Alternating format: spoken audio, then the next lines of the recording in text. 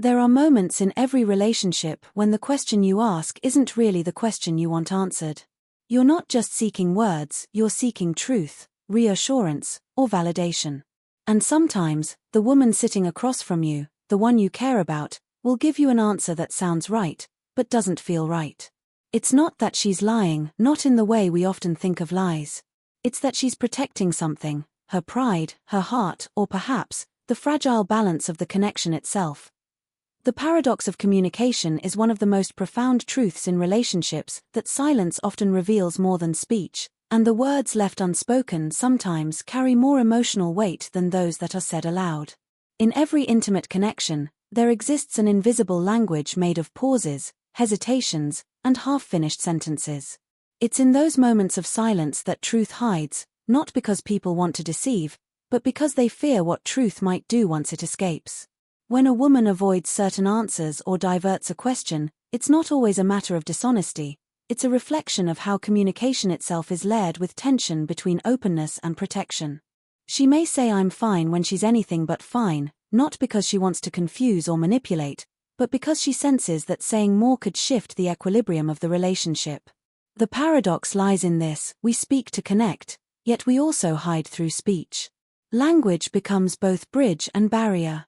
A woman who hesitates to answer honestly might be speaking through tone, timing, or avoidance, and those subtle cues often communicate far more truth than direct words ever could. Her silence might be pleading for safety. Her deflection might be an expression of fear. Her gentle laughter at a serious question might be the sound of discomfort disguised as charm. These moments invite a deeper listening, not just to the words, but to the emotional undercurrent that runs beneath them.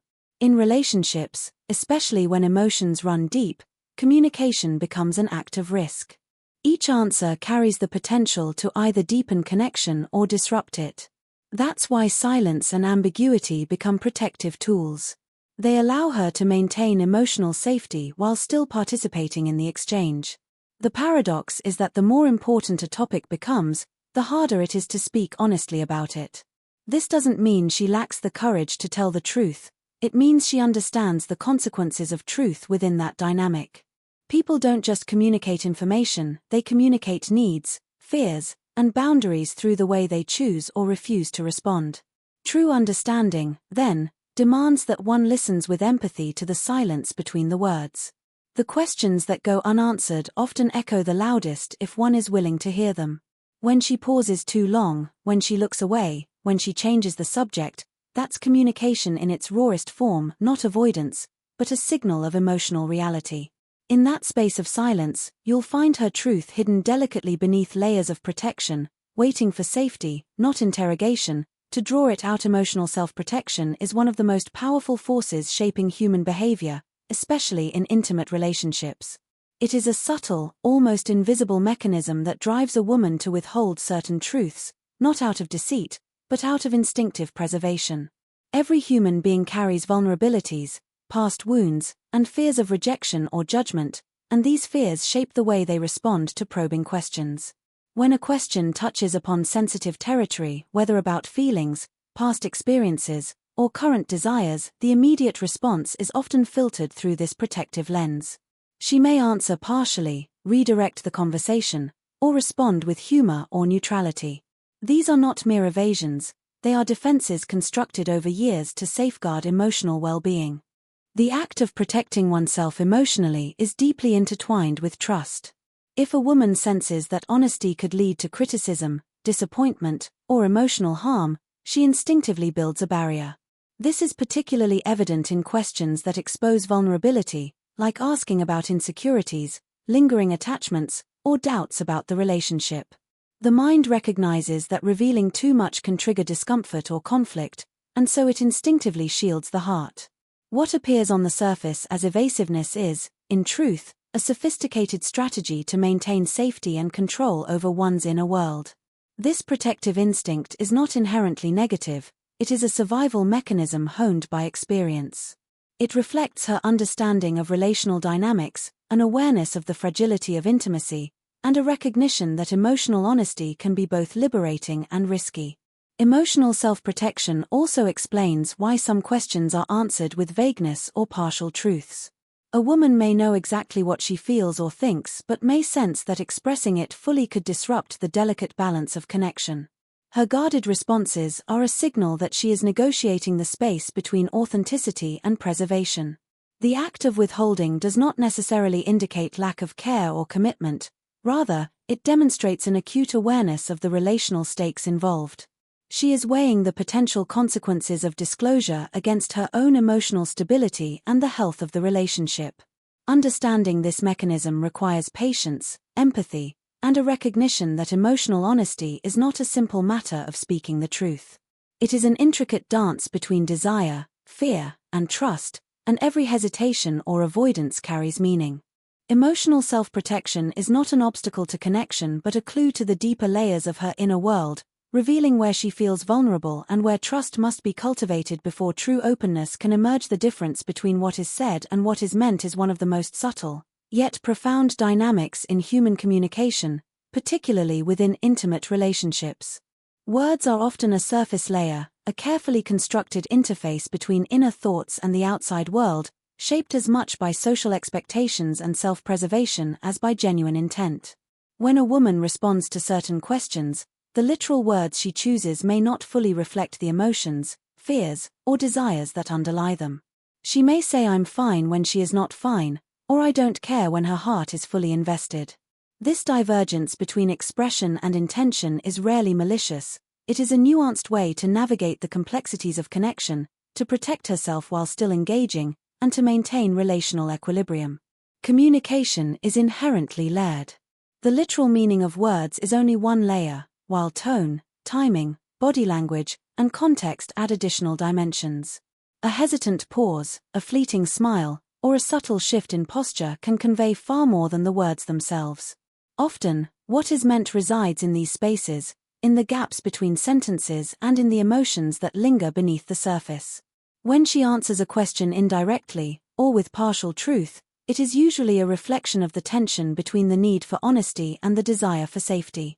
She is negotiating the precarious balance between being understood and being vulnerable. Understanding her meaning requires listening beyond the words, observing patterns, and sensing the emotional landscape she inhabits. The difference between saying and meaning is also influenced by the fear of judgment. Expressing raw truth, especially about feelings, desires, or insecurities, can feel dangerous. The stakes are high. Fear of criticism, rejection, or creating conflict can lead her to choose words that are palatable rather than fully candid. In these moments, the literal answer becomes a shield, while the underlying meaning is kept private, revealed only to those who demonstrate patience, empathy, and a willingness to perceive beyond the obvious. Recognizing this distinction requires shifting focus from simple answers to the emotional truth behind them. It is about noticing subtleties, the tension in her voice, the avoidance of certain topics, the stories she tells and those she omits. True understanding does not demand literal honesty in every word but calls for a deep engagement with intention, context, and emotion. To discern what she truly means is to engage in a kind of emotional literacy, where attentiveness, patience, and empathy decode the language of the heart. This awareness transforms communication into more than just a transaction of words. It becomes a shared exploration of intention, trust, and emotional reality, where understanding is measured not by what is said, but by the resonance of meaning beneath the surface. The unspoken fears that shape her answers are often more influential than the questions themselves, quietly guiding the way she communicates and what she chooses to reveal. Every human being carries insecurities and vulnerabilities, but in relationships, these fears are magnified by intimacy, attachment, and the desire for acceptance. A woman's hesitation, her selective honesty, or her tendency to avoid certain questions is rarely arbitrary. It is rooted in an instinctive response to protect herself from emotional harm. These fears are subtle, often unacknowledged even by herself, yet they operate like a lens through which every interaction is filtered. They are shaped by past experiences, cultural conditioning, and learned patterns of self-preservation, all of which combine to make honesty feel both necessary and dangerous at the same time. Fear manifests in many forms: fear of judgment, fear of rejection, fear of conflict, fear of losing control over the relationship. When she senses that answering fully might expose her vulnerabilities, provoke criticism, or create tension, she instinctively chooses a path of caution. This is not manipulation, it is a protective mechanism, a way to maintain emotional equilibrium while navigating the unpredictable dynamics of intimacy. Even when a question seems simple, the underlying implications, how her answer will be received, how it might affect the balance of the relationship, trigger these fears and shape her response. The more personal or emotionally charged the question, the stronger this instinct becomes, often resulting in partial truths, deflections, or silence. These unspoken fears are also intimately tied to trust. She may long to answer honestly, but if she does not feel fully safe, she will withhold or frame her response carefully. Emotional safety is the currency of honesty, and without it, even the most well-intentioned questions can feel threatening. The very act of vulnerability, of revealing what she truly feels or thinks, is risky because it opens her to potential hurt. What is spoken, therefore, is often a compromise between what she feels and what she dares to share, a negotiation between self-protection and connection. Understanding these fears requires more than listening to words, it demands attention to nuance, empathy, and patience. Her hesitations, her deflections, her carefully constructed answers are not obstacles, they are invitations to look deeper, to engage with the unspoken emotional landscape that underlies her communication. Recognizing the fears that guide her responses allows one to respond not with judgment, but with care and attentiveness, creating the conditions in which honesty can safely emerge and the deeper truths of her experience can be revealed. The deeper invitation to understand, rather than accuse, is one of the most transformative approaches in navigating the questions she will never answer honestly. When a woman withholds full transparency, it is easy to interpret it as evasion, disinterest, or even deception. Yet beneath these surface impressions lies an opportunity to engage differently, to approach communication not as a confrontation but as an invitation to connection.